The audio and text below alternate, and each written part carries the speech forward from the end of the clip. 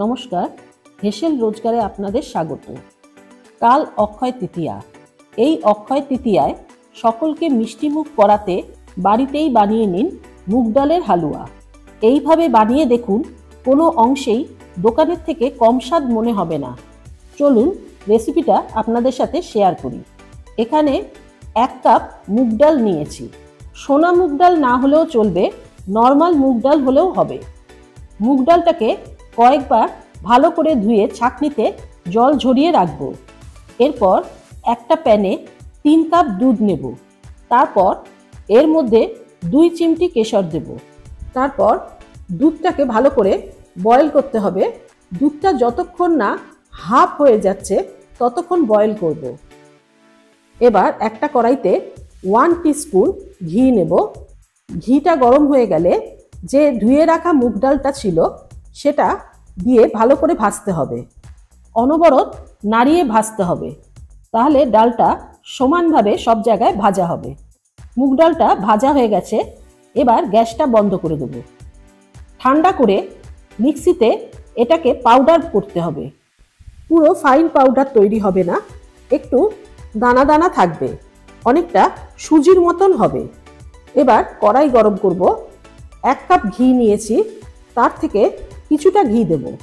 পুরো ঘিটাই দিতে হবে, আস্তে আস্তে দিতে হবে। হালুয়াটা যখন তৈরি হয়ে যাবে তখন আপনি অনেকটা ঘি তুলে নিতে পারবেন। ঘিটা গরম হলে 2 চামচ এখানে বেসন দেব। বেসনটা দেওয়ার পর ভালো করে নাড়াতে হবে। দেখবেন ফেনা মতন উঠছে। যতক্ষণ ফেনা উঠছে ততক্ষণ নাড়াতে হবে। ফেনাটা যখন কমে আসবে তখন মুগ ডালের পাউডারটা দিতে হবে। পাউডারটা কিন্তু একবারে দেবেন না, একটু করে দিতে হবে। একবারে দিলে লামস হয়ে যাওয়ার সম্ভাবনা থাকে। ভালো করে ভেজে নিতে হবে। ভাজা হয়ে যাওয়ার পর এতে 3 কাপ জল দেব। জলটা কিন্তু গরম করে দিতে হবে। জলটাও একবারে দেব না, অল্প অল্প করে মেশাতে হবে। জলটা মেশানো হয়ে গেছে, কিছুক্ষণ এটাকে পাক দেব। ভালো করে পাক দেওয়ার পর যে কেশর মেশানো দুধটা সেটা অল্প অল্প করে মেশাতে হবে। এখানে কোনোটাই একবারে দেবেন না, অল্প অল্প করে দেবেন, না হলে লামস হয়ে যাওয়ার সম্ভাবনা থেকে যায়। দুধটা পুরো দিয়ে দিলাম। এবার ভালো করে পাক দিতে হবে। এবার এতে 1 কাপের থেকে একটু কম চিনি দিয়েছি। চিনিটা আপনাদের স্বাদ অনুপাতেই দেবেন। আমি এখানে 1/2 কাপ ব্যবহার করেছি বলে 2 বার দিয়েছি।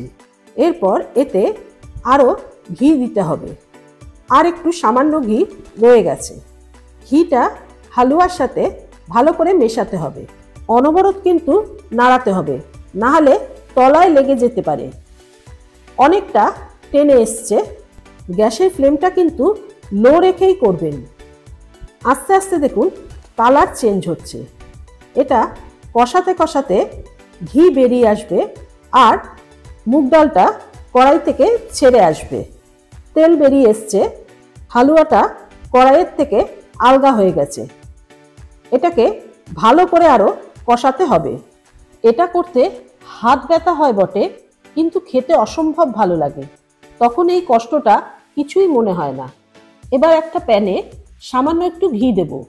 ঘিটা গরম হলে কুচি করে রাখা আলমন্ড ও কাজু দেব। এতে আপনি পেস্তাও দিতে পারেন। এবার এটাকে ভালো করে ভেজে নিতে হবে।